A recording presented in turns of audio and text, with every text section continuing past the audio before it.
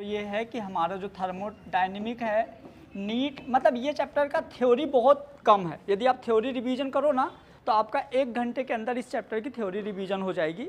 इस चैप्टर में टोटल 5 फार्मूले हैं। एक है हमारा रिवर्सिबल वर्क, एक रिवर्स जो क्वेश्चन आता है, वैसे थ्योरी तो और भी है लेकिन जहाँ से नीट में क्वेश्चन आता है तो एक reversible work, irreversible work, enthalpy, internal energy, entropy, सारे क्वेश्चन इन 5 फार्मूले से आपके नीट में आ जाते हैं। तो अपने को टारगेट करना है कि ये चैप्टर, जैसे देखो जो इजी चैप्टर होता है, जैसे यदि आप केमिकल बॉन्डिंग इतना सारा पढ़ोगे ना तब जाके आप 6 क्वेश्चन बनाओगे, लेकिन ये चैप्टर ऐसा है कि आप थोड़ा सा पढ़ के 3 या 4 क्वेश्चन बना लोगे तो अच्छा है ना जी। आपको इस चैप्टर को रिवीजन करने में यदि आप बैठोगे तो 1 घंटे में आपका पूरे चैप्टर का रिवीजन हो जाएगा। और ये इतना इंपॉर्टेंट चैप्टर है कि केमिस्ट्री में भी है और फिजिक्स में भी है। फिजिक्स में भी है कि थर्मोडायनेमिक, केटीजी, कैलोरीमेट्री। तो अब इससे अंदाजा लगा लो कि कितना इंपॉर्टेंट चैप्टर है, जो कि आपके नीट में 3 क्वेश्चन देता है। कभी कभी मूड में आ जाए तो 5 क्वेश्चन तक दे देता है, मतलब 3 से 5 क्वेश्चन का। वैसे एवरेज इसका 2-3 क्वेश्चन तो फिक्स है। एवरेज यदि आप 2-3 क्वेश्चन तो आता है, लेकिन कभी कभी इससे क्या 3 से 5 क्वेश्चन तक भी आते हैं। क्लियर। अब बहुत आसान है, जिसको हम कंप्लीट करेंगे 5 लेक्चर में। कितने में कंप्लीट करेंगे? आज पहला लेक्चर है, आज अपन स्टार्ट करेंगे। देखो तो अपन सबसे पहले देखेंगे थर्मोडायनेमिक की डेफिनेशन क्या होती है, थर्मोडायनेमिक हम चैप्टर पढ़ते क्यों हैं। ठीक है, तो आइए यदि हम बात करें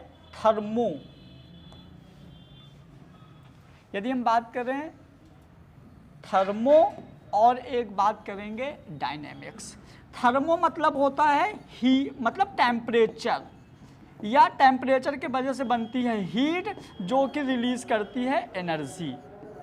अरे आपने तो सब लिख दिया, हीट भी लिख दिया, वर्क भी लिख दिया और एनर्जी भी लिख दिया। समझो, मजा आएगा देखना, समझना क्या लिखा है। Thermodynamics, thermodynamic. पहले चैप्टर का मतलब समझ लो, चैप्टर के मतलब से ही तुम्हारे क्वेश्चन सॉल्व होना शुरू हो जाएंगे। तो थर्मो मतलब क्या होगा आपका? टेम्परेचर। आपको पता है हीट की बिना टेम्परेचर कोई औकात नहीं है, मतलब जो हीट है ना ये बिना टेम्परेचर बन ही नहीं सकता। चाहे वो कोई सी भी चीज़ हो, चाहे वो लिविंग हो चाहे वो नॉन लिविंग हो, यदि टेम्परेचर नहीं है तो हीट नहीं आएगी। मतलब हीट का ओरिजिन ही टेम्परेचर से होता है, और इसी से आपका वर्क मिलेगा और इसी से आपकी एनर्जी मिलेगी। सुनो कैसे, एक एग्जांपल देखो। सनलाइट से सोलर एनर्जी आती है कि नहीं? सनलाइट से जो सनलाइट आती है उसी सनलाइट से क्या होता है? फोटोसिंथेसिस होता है, वहाँ पे एनर्जी बनती है, केमिकल एनर्जी। अभी हम बात करेंगे। मतलब अभी से यदि सिर्फ आपको चैप्टर का एक लाइन में मतलब याद रखना है तो आप इतना याद रखो कि थर्मो मतलब होता है थर्मल मतलब क्या? टेम्परेचर। तो इसका मतलब होता है टेम्परेचर। और डायनेमिक मतलब होता है मोशन या मूवमेंट्स। जब टेम्परेचर की वजह से किसी ऑब्जेक्ट में मूवमेंट्स होता है तो हम उसको बोलेंगे थर्मोडायनेमिक। लेकिन अब यहाँ पे हम ऑब्जेक्ट ना बोल के सिस्टम बोलेंगे हर जगह। क्या बोलेंगे? अब सिस्टम क्या है हम वो भी समझेंगे। जैसे हम बेसिक से एक इन्फॉर्मेशन दें तो जैसे मैं हूँ ना, तो मेरी बॉडी एक सिस्टम है। हमारी बॉडी क्या है? एक हमारी बॉडी के अराउंड जो भी है, आप लोग, बोर्ड, जो भी हमारी बॉडी के अराउंड है वो क्या है? सराउंडिंग। जिससे हमारी बॉडी कवर है वो क्या है? सराउंडिंग। हमारी बॉडी की जो स्किन है ये क्या है? बाउंड्री, जो सिस्टम और सराउंडिंग को अलग करती है। अब पूरा का पूरा जो आपका चैप्टर है ना इसी सिस्टम पे खत्म हो जाएगा। चैप्टर हम सिस्टम से स्टार्ट किए और सिस्टम पे ही खत्म हो जाएगा। कैसे खत्म होगा? तो देखो यहाँ पे यदि हम बात करें, सबसे पहले अपने को ना थर्मोडायनेमिक का मतलब समझ में आ गया। थर्मोडायनेमिक मतलब क्या है? थर्मो मतलब टेम्परेचर और डायनेमिक मतलब मोशन। और आपको पता है टेम्परेचर के वजह से यदि किसी में मोशन हो रहा है तो एक्चुअल में मोशन एनर्जी के वजह से होता है। इसीलिए बहुत सारे लोग इसको ऐसा बताते हैं कि यार ये एनर्जी है, तो हम भी उनका सपोर्ट करते हैं कि ठीक है, बट एनर्जी इनडायरेक्ट फॉर्म है ना कि डायरेक्ट फॉर्म। सबको बहुत अच्छे से पता है कि थर्मल मतलब होता है टेम्परेचर। थर्मल मतलब क्या होता है? और टेम्परेचर में मूवमेंट्स, तो टेम्परेचर में मूवमेंट्स मतलब हीट और एनर्जी। तो आपको कई बार ऐसा भी सुनने को मिल जाएगा कि थर्मो मतलब एनर्जी और डायनेमिक मतलब तो पक्का मूवमेंट्स होता है। डायनेमिक मतलब होता है किसी ऑब्जेक्ट में मोशन, किसी में मूवमेंट्स जो होते हैं वो वहाँ पे आपके केमिकल्स के मूवमेंट्स हो सकते हैं, लिविंग सेल के मूवमेंट्स हो सकते हैं, नॉन लिविंग के मूवमेंट्स होते हैं, किसी का भी मूवमेंट्स होगा वो हमारा क्या होगा, डायनेमिक। जैसे मैंने यहाँ से एक्सपिरेशन के थ्रू कार्बन डाइऑक्साइड रिलीज किया ना, अब कार्बन डाइऑक्साइड के मॉलिक्यूल यहाँ से जा रहे हैं पेड़ की पत्ती तक, कार्बन डाइऑक्साइड के मॉलिक्यूल्स यहाँ से पेड़ के पत्ती तक जा रहे हैं, तो वो क्या है, डायनेमिक हो गया ना। मैंने जैसे मान लो कोई ये मार्कर है, मैंने कि ऐसा फेंका, तो जब मैंने इसको फेंका ना बेटा, पता है, समझना मेरी बात, जैसे इसको मैंने यहाँ से फेंका, पता है ये एक डायनेमिक है, ये मोशन है ना। अब इसको फेंकने के लिए हमने क्या लगाया, एनर्जी। क्या लगाया, तुम भरोसा मानो ये जहां भी जाएगा ना वहां हीट जनरेट करेगा, नहीं करेगा। एक हमारा हाथ है, एक हमारा ये हाथ है, समझना, इस हाथ को मैंने क्या दिया, डायनेमिक दिया, इसको मोशन दिया, ये इससे टकराएगा, यहाँ गर्म होगा, भरोसा न हो तो कर लो। अरे यार अपन ऐसे ऐसे बार बार बोलेंगे तो गर्म नहीं होगा ये, तो गर्म क्यों होता है, क्योंकि डायनेमिक जो होता है वो मतलब ये दोनों एक दूसरे से ही हैं। डायनेमिक मतलब यदि मोशन होगा आगे चलेगा तो किसकी वजह से जाएगा, एनर्जी की वजह से, और एनर्जी खुद किसकी वजह से आई। अब अपन एक काम करेंगे, अपन ना इन तीनों को अलग अलग क्लियर कट समझेंगे, क्योंकि हमको पता है यदि मैंने बोलूं कि टेम्परेचर क्या है, हीट क्या है, एनर्जी क्या है, तो ज़्यादातर लोगों को ये चीज़ें नहीं पता रहती जो बेसिक टर्म होती हैं। बच्चा, वर्क क्या होता है, एनर्जी क्या होता है, हीट क्या होता है, तो इस बेसिक चीज़ों को हम सुनेंगे। जब से हम लोग ये चीज़ें तब से हम सुन रहे हैं ना, जब से हम स्कूल नहीं गए तब से ये चीज़ें सुन रहे हैं।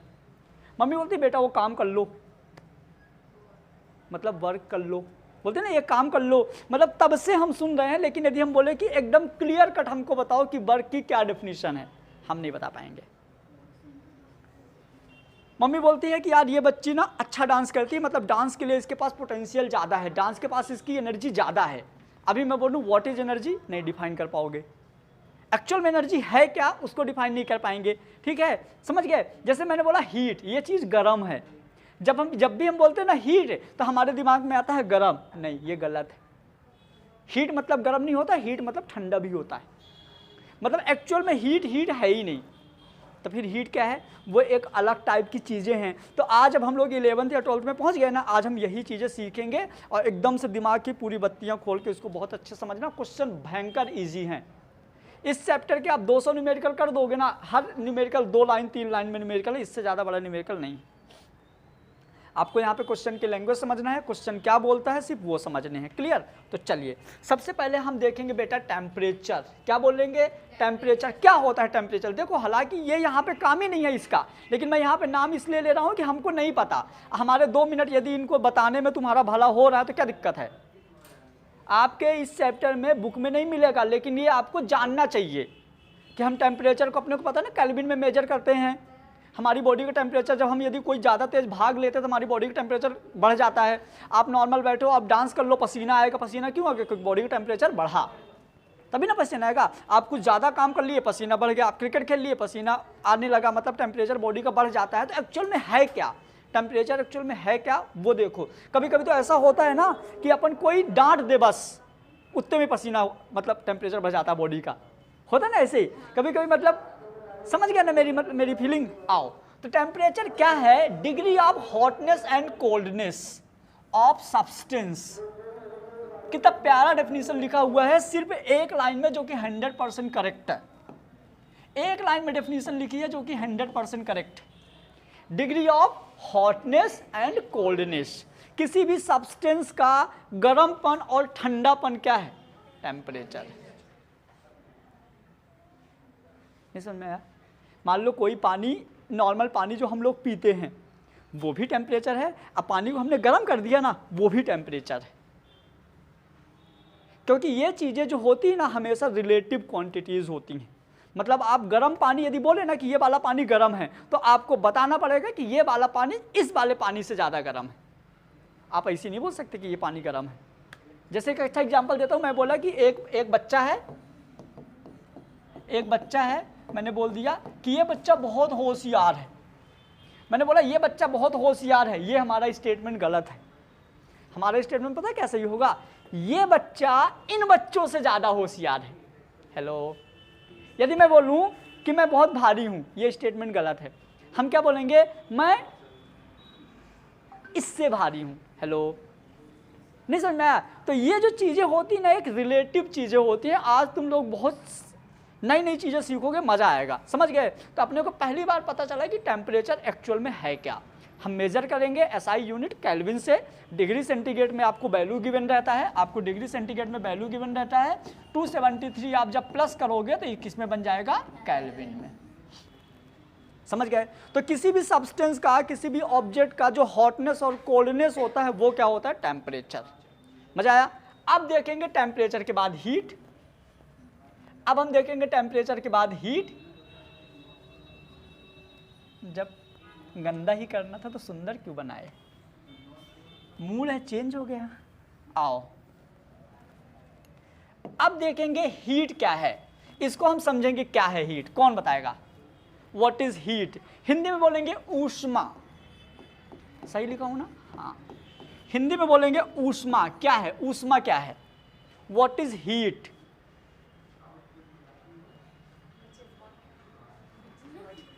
क्या है हीट? क्या है? नाम तो बहुत सुने ना। क्या है हीट? टेम्परेचर का डिफरेंस। कैसे? एक दो एग्जांपल दो। टेम्परेचर ज़्यादा होगा, हाँ उसमें ज़्यादा हीट होगी। हाँ। टेम्परेचर कम होगा, उसमें कम हीट होगी। अब ऐसा भी हो सकता है, वो हीट होगी। मतलब ऐसा बोल सकते हैं क्या? जैसे मान लो ये कोई लकड़ी, इंसुलेटर में तुम हीट कैसे करोगे जी? हैं? मान लो ये ना, ये है,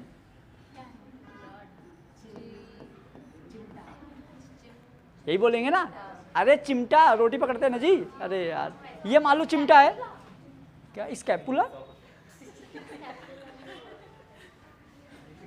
चलो ये मानो चिमटा है। हमने ना इसको पता क्या किया, यहाँ से ना इसको एनर्जी देना, मतलब इधर पे हमने इसको इधर से क्या किया, इसको यहाँ से टेम्परेचर दिया और ये टेम्परेचर है T1। ये आप फिजिक्स में ये वाला एग्जांपल आप पढ़ोगे, फिर भी मैं थोड़ा सा बता देता हूँ। आपने चिमटे के इस वाले पार्ट को गर्म करना स्टार्ट किया और यहाँ से आप पकड़े हो, ये वो वाला पार्ट है जो रोटी को पकड़ता है। समझ गए? आओ अब ये वाला पार्ट यदि चिमटे का गर्म है, मतलब इधर का टेम्परेचर T1, भरोसा मानो यदि ये मेटल है तो धीरे धीरे इधर गर्म होता जाएगा। जब हम रोटी बनाना स्टार्ट करते हैं, जब पहली रोटी होती है तो चिमटा ठंडा होता है, चौथी, पांचवी, आठवीं, नौवीं रोटी होते होते आधे दूर तक गर्म हो जाता है। समझ गए?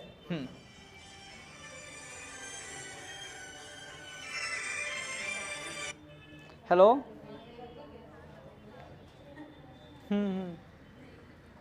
तो मैं, हाँ जी,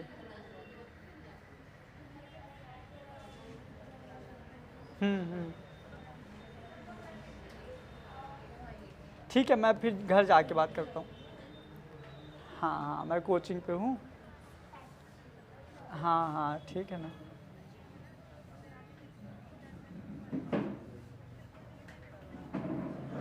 हाँ हाँ बच्चे, ठीक है ना। मैं भी कोचिंग से, हाँ क्लास ले रहा हूँ। ठीक।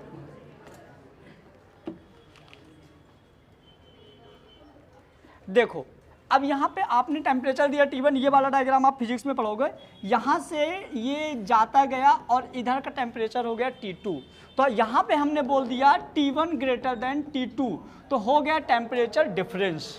ये जो T1 ग्रेटर देन T2, इसकी जितनी भी हॉटनेस है, जितना भी इसमें अब टेम्परेचर चेंज हुआ, ये इसकी हीट है। जितना यहाँ पे डिफरेंस हुआ ये इसकी क्या है, हीट। आया समझे? यहाँ का टेम्परेचर T1, यहाँ का टेम्परेचर T2। अब देखो जैसे चिमटे को अपन ने यहाँ पे, यदि पूरा चिमटा गर्म है तो हम उसको हीट नहीं बोलेंगे। यदि यहाँ पे T1 इक्वल टू T2 है तो ये हीट नहीं है, ये हॉटनेस है। क्या है? हॉटनेस है। यदि चिमटा को आप ना एकदम माइनस में फ्रिज में रख दिए और उसका टेम्परेचर बहुत कम हो गया, लेकिन चिमटे के दोनों टर्म का, दोनों मतलब इनका टेम्परेचर सेम है, तो ये भी हीट नहीं है, ये कोल्डनेस है। समझ गए? तो मतलब हीट कब होगी? जब उनके दोनों एंड का टेम्परेचर अलग अलग होगा तो उसको हम बोलेंगे हीट। अब पढ़ो डेफिनेशन क्या लिखी है। मतलब कि किसी भी सब्सटेंस का जो टेम्परेचर डिफरेंस होता है वो क्या होता है? हीट। समझ गए? अब मैं ना इन तीनों को अलग अलग अपन डिस्कस करेंगे। चलो पहले बताओ कि थर्मोडायनेमिक क्या है? थर्मोडायनेमिक क्या है? टेम्परेचर में जो मोशंस, मतलब एनर्जी की वजह से जो मोशन होगा। और फिर टेम्परेचर क्या है? क्या है? ठीक है। और हीट क्या है? हीट को नॉर्मली हम Q से डिनोट करेंगे, स्मॉल q से, है ना। आगे हम पढ़ेंगे हीट को Q से डिनोट करेंगे। कभी कभी क्या होता है, हीट हमारा कांस्टेंट वॉल्यूम पे होता है जिसको हम इंटरनल एनर्जी बोलते हैं, और कभी कभी हमारा जो हीट है कांस्टेंट प्रेशर पे होता है जिसको हम डेल्टा H बोलते हैं, एंथैल्पी। ये हीट की ही पूरी कहानी है, इंटरनल एनर्जी और इसका एंथैल्पी। सुनो मजे की बात, आपके पूरे चैप्टर में नीट से जो भी क्वेश्चन आता है इन 3 टॉपिक से क्वेश्चन आता है, इसके बाहर क्वेश्चन ही नहीं आता। या तो आपसे इंटरनल एनर्जी पूछी जाएगी, या तो आपसे एंथैल्पी पूछी जाएगी, या तो आपसे वर्क डन पूछा जाएगा। पूरा चैप्टर खत्म। सोचो इन तीन चीज़ों पे डिपेंड है पूरा चैप्टर, और कम से कम इसके हैं 450 न्यूमेरिकल, सिर्फ इन तीनों चीज़ों पे। अब यदि तुमसे जैसे 4-5 न्यूमेरिकल बन जाएंगे ना, फिर इतना मजा आएगा ना, सेकंडों में होते जाएंगे। आओ तो अपन देखते हैं अब इसका अलग अलग सारे देखेंगे थोड़ा सा। चलो जैसे आ गया हीट, मान लो ये क्या आ गया? हीट। मैंने अभी बोला था आपको जो हीट होता है हम इसको Q से डिनोट करेंगे। हीट को किससे डिनोट करेंगे? Q से। और ये 2 चीज़ें होती है, यदि आपने कांस्टेंट वॉल्यूम कर दिया तो इसी हीट का नाम दे दोगे इंटरनल एनर्जी। यदि आप इसी हीट को कांस्टेंट प्रेशर बोल दोगे तो इसी चीज़ को आप बोल दोगे एंथैल्पी। इंटरनल एनर्जी को हम डिनोट करते हैं U से या डेल्टा E से, आप एंथैल्पी को डिनोट करते हो डेल्टा H से, या इसी को QP बोल दो। QP मतलब क्या हो गया? हीट इन कांस्टेंट प्रेशर, और इसको QV बोल दो, मतलब हीट इन कांस्टेंट वॉल्यूम। हम ये सीखेंगे यहाँ पे। तो अब हीट क्या है देखो, मैंने क्या बोला था? हीट क्या होता है? चेंज इन टेम्परेचर, मतलब टेम्परेचर डिफरेंस जो होता है वो क्या होता है? हीट। देखो ना यहाँ पे क्या है, यहाँ पे क्या है, दोनों के बीच क्या हुई? अब पढ़ो definition. Heat is a type of energy that transfer from the higher temperature region to the lower temperature region. The SI unit is joule. तो इसकी भी मतलब बहुत आसान है। ऐसे मजे मजे से क्वेश्चन होंगे ना, बहुत मजा आएगा तुम लोगों को अभी, है ना। तो ये हो गया हमारा क्या? हीट। कितना अच्छा क्लियर हो गया। याद रखना जो भी ऑब्जेक्ट होगा ना, हमेशा जो मतलब हीट जो टेम्परेचर है ना, तो लो मतलब हायर से लोअर में जाएगा। मतलब कि जिस ऑब्जेक्ट का टेम्परेचर T1 T2 यदि ये ग्रेटर देन है तो ये इधर जाएगा, हमेशा याद रखना। जैसे एक ठंडी चीज़ है, एक गर्म चीज़, जब आप उसको मिलाओगे ना तो उसमें पता क्या होगा? जो ज़्यादा गर्म हो ठंडी होने लगेगी और ठंडी वाली गर्म होने लगेगी। पता चला ऐसा क्यों? क्यों? एनर्जी में ट्रांसफर हो जाती है। बोलो ना। सर वो हायर से लोअर में जाता है ना। अरे जैसे मान लो कि ये वाला हाथ ठंडा है, ये वाला गर्म है, तो हम यहाँ पे जब रखेंगे ना तो जो गर्म वाला हाथ होता है ना वो कम ठंडा हो जाता है, ठंडा वाला गर्म। अभी ठंडी में बहुत मिलेगा, मिलेगा नहीं, मतलब ऐसा। आइए ये तुम लोगों का फेवरेट, बताओ क्या है वर्क?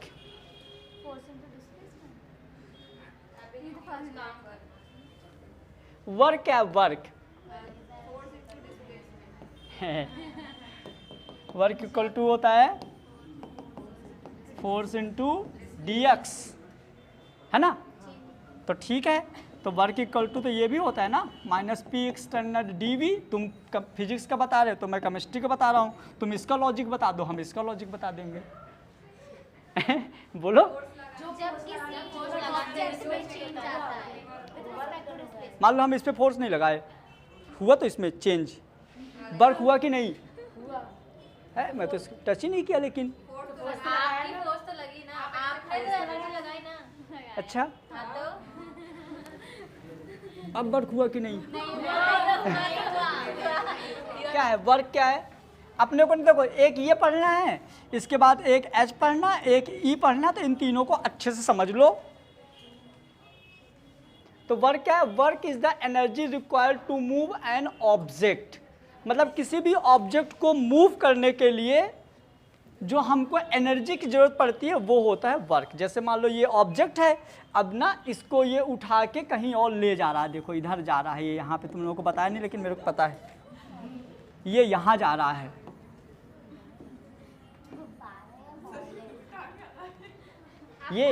ये बॉल है, फुटबॉल है, बड़ी वाली फुटबॉल है, समझ गए? तो फोर्स इन फैक्ट, अब देखो अभी ये एनर्जी हम बाद में देखेंगे, यहाँ पे मतलब इसने एनर्जी का भी लिख दिया डेफिनेशन। मतलब सीधी सी बात है, जैसे मान लो कोई ये ऑब्जेक्ट है, कोई ये ऑब्जेक्ट है, इस ऑब्जेक्ट को आपको डैमेज करना है, या तो ये इधर शिफ्ट कर दो या डैमेज कर दो, कुछ भी यदि इसमें आप चेंज करो, इसके मतलब इस ऑब्जेक्ट में यदि आप कुछ भी चेंज करते हो ना, तो इसके लिए जो आपको एनर्जी की ज़रूरत पड़ती है वो होता है वर्क। हम केमिस्ट्री में अलग टाइप, मतलब केमिस्ट्री में वर्क को अलग तरीके से डिफाइन करेंगे, फिजिक्स में आपको 11th की फिजिक्स में वर्क को अलग तरीके से डिफाइन करता है, 12th की फिजिक्स में अलग टाइप से डिफाइन करता है। याद करो, पर यूनिट चार्ज को इनफाइनाइट से इलेक्ट्रिक फील्ड के किसी पॉइंट तक लाने में जो वर्क डन होता है पोटेंशियल, तो वहाँ पे भी एक वर्क डन हो गया। एक आप ये दीवार है, आप यहाँ से कोई बॉल इसको फेंक रहे हो तो यहाँ पे भी वर्क, यहाँ पे भी वर्क आपका P by T into A per unit area में, मतलब पर्टिकुलर किसी एरिया में आप momentum P by T into A per unit इसके एरिया में यदि आप पोटेंशियल देते हो तो यहाँ पे ये वर्क तो हो गया अपना फिजिक्स वाला, मतलब 11th वाली फिजिक्स। तो आप बस ये मान लो कि आपको यदि किसी भी ऑब्जेक्ट में यदि आपको कुछ चेंज करना है, जैसे यहाँ पे लिखा ना मूव बस नहीं, यहाँ पे कुछ भी आप बोल सकते हो, यहाँ पे उसके ऑब्जेक्ट के पोजीशन में कर दिया, जैसे पोजीशन नहीं हुआ तो शेप में भी हो सकता है। जैसे मान लो, समझना, ये हाथ है ना, ये देखो हमने यहाँ से एनर्जी लगाया, ये भी वर्क है, समझ गए? हमने यहाँ से एनर्जी लगाया, ये इधर मुड़ गया, ये भी वर्क है। और अच्छा एग्जाम्पल हम दे सकते हैं, जैसे मान लीजिए कि ये बुक है, वर्क का एक और अच्छा एग्जाम्पल, जैसे मान लो ये बुक है ना, हमने इसमें क्या किया, इधर से एनर्जी दिया, जैसे मैंने एनर्जी दिया तो ये इधर ट्रांसफ़र हो गई, ये भी क्या है, ये भी वर्क है। इसमें क्या हुआ, इस बार शेप चेंज हुआ, उस बार पोजीशन चेंज हुई थी। तो ऑब्जेक्ट में किसी भी तरह की कोई भी चेंजिंग यदि आप करते हो, उसको करने के लिए जो एनर्जी की ज़रूरत पड़ती है उसी को हम क्या बोलते हैं, वर्क। हीट क्लियर हुआ, टेम्परेचर डिफरेंस, वर्क क्लियर हुआ। वर्क क्या है,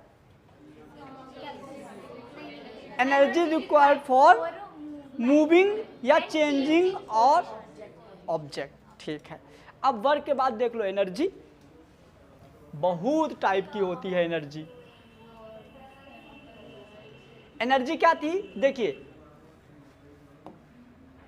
एनर्जी होती है, energy is defined as the ability to do work. Energy क्या है, काम करने की जो क्षमता है, जो इसकी दक्षता है, दक्षता बोलेंगे ना, क्षमता भी बोलते हैं और दक्षता भी बोलेंगे, अरे दोनों सेम ही है जी, हाँ समझ गए ना। तो मैं अब देखो सुनो, तो मैं एक चीज़ बताता हूँ, जैसे मान लो ना हर इंसान पे ना एनर्जी, जैसे मान लो कि एक एग्जांपल देता हूँ, मैंने बोला मेरे पढ़ाने की जो एनर्जी है, मतलब जो मेरे पढ़ाने की जो एबिलिटी है वो मेरी एनर्जी है, मेरे पढ़ाने की जो एबिलिटी है वो मेरी एनर्जी है। और पढ़ाना एक काम है आपका, और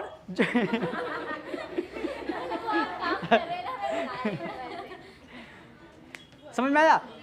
अब एक चीज़ समझना मेरी बात। अब जैसे मान लो कि एक अच्छा एग्जांपल दूंगा, मज़ा आएगा, पूरा एकदम क्लियर हो जाएगा। जैसे जो हमारे पढ़ाने की एबिलिटी है वो हमारी एनर्जी है। मैं इंसान सेम हूँ, यहाँ पे आप डीजे बजा दो तो जो हमारे डांस करने की एबिलिटी है वो हमारी एनर्जी है, तो यहाँ पे हमारी एनर्जी लो हो गई। एक ही तो आता है तो यहाँ पे हमारी एनर्जी लो हो गई, लेकिन पढ़ाने के लिए एनर्जी क्या हो गई, ज़्यादा हो गई। ऑब्जेक्ट तो सेम था, उतना ही खाना खाया, वैसे ही सब कुछ ऑब्जेक्ट सेम था, बट आपने एनर्जी चेंज किया ना, मतलब आपने वर्क चेंज किया, तो उसकी क्या हुई, एबिलिटी चेंज हो गई, मतलब एनर्जी, मतलब आपका क्षमता या एबिलिटी चेंज हो गई। अब जैसे मान लो energy is defined as the ability to do work where work is the movements of the body to be some force. We need energy all the time and energy come in various form. समझ गए ना, मतलब कि कोई भी जो एक object है, जो इसकी एबिलिटी होती है, ये इसका होता है एनर्जी।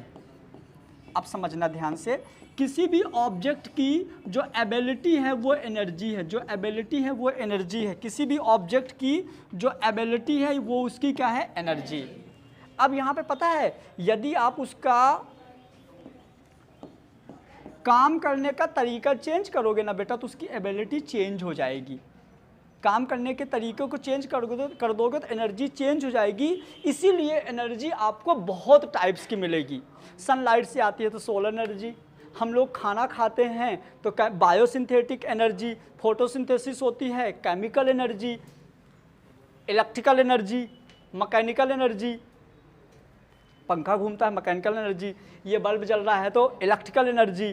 तो अब सुनो ना मेरी बात, जैसे आप बल्ब की एनर्जी से, जैसे मान लो ये बल्ब की एनर्जी है, यदि आप ये बल्ब बहुत तेज जल रहा है और इस एनर्जी से आप फोटोसिंथेसिस करवा पाओगे क्या? जबकि एनर्जी तो है लेकिन फोटोसिंथेसिस नहीं होगी, क्योंकि आपने उसका एबिलिटी मतलब उसकी चेंज हो गई। तो मतलब यह है कि हर ऑब्जेक्ट की एबिलिटी अलग होती है और एबिलिटी डिसाइड करती है कि वो वर्क कैसे करता है। फिर से एक छोटा सा एग्जांपल लेंगे, फिर अपन आगे बढ़ जाएंगे। जैसे मान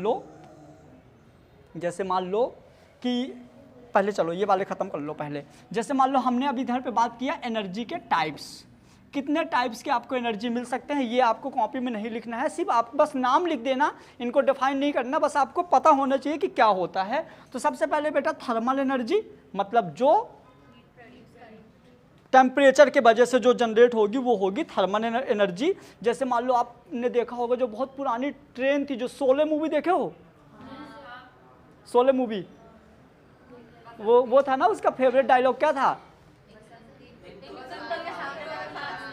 कितने आदमी थे तो हाँ वो इसी का है। और एक और था, बसंती इन कुत्तों के सामने मत नाचना, बहुत सारे उसके डायलॉग थे, है ना। आओ, तो थर्मल एनर्जी मतलब क्या बताओ, थर्मल एनर्जी मतलब क्या, जो टेम्परेचर के वजह से, तो उस टाइम पे जो अपन ट्रेन चलाते थे ना, तो ट्रेन कोयले से चलती थी, तो कोयला क्या देता था, टेम्परेचर, जिस वजह से उसका इंजन चलता था। मतलब ये भी बहुत इंपॉर्टेंट, आप समझ सकते हो थर्मल एनर्जी। थर्मल एनर्जी का एक और अच्छा एग्जांपल, मतलब देसी एग्जांपल, जैसे मान लो एकदम गर्म कोयला है, एकदम गर्म कोयला है और थर्मल एनर्जी एकदम खतरनाक एनर्जी प्रोड्यूस कर देगी। जैसे मैंने इसका हाथ पकड़ा और इसके हाथ में मैंने कोयला रख दिया एकदम गर्म, फिर देखो इसकी बॉडी का मूवमेंट्स अलग लेवल पे, माता काली माता सब आ जाएंगे, एकदम अलग लेवल पे मूवमेंट्स होगा। समझ गए, ये क्या हो गया थर्मल एनर्जी। रेडिएंट एनर्जी क्या होता है, सनलाइट से जो हम एनर्जी बनाते हैं, यहाँ पे रेडिएंट एनर्जी हो जाएगा। उसके बाद बल्ब, लाइट एनर्जी। फिर केमिकल एनर्जी का सबसे अच्छा एग्जांपल हम बोल सकते हैं फोटोसिंथेसिस। हमारी बॉडी में भी तो केमिकल एनर्जी है, एटीपी, एडेनोसिन ट्राइफॉस्फेट, माइटोकॉन्ड्रियम जो स्टोर होता है, तो ये केमिकल एनर्जी हो गया। फिर उसके बाद न्यूक्लियर एनर्जी, जो पावर प्लांट होते हैं, nuclear energy, then electrical energy, फिर ग्रेविटेशनल एनर्जी। पता है क्या है ग्रेविटेशनल एनर्जी? फिर मैकेनिकल एनर्जी। मैकेनिकल मतलब ये मेरा फेवरेट है, 11 की पूरी फिजिक्स मैकेनिकल एनर्जी और 12th की पूरी फिजिक्स इलेक्ट्रिकल एनर्जी। कौन हरकत कर रहा है? समझ गए? तो एनर्जी भी समझ में आ गया। एनर्जी क्या था बताओ?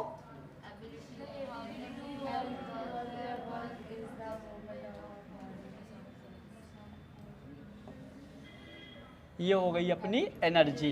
तो तीनों चीजें अपने क्लियर हुआ। वर्क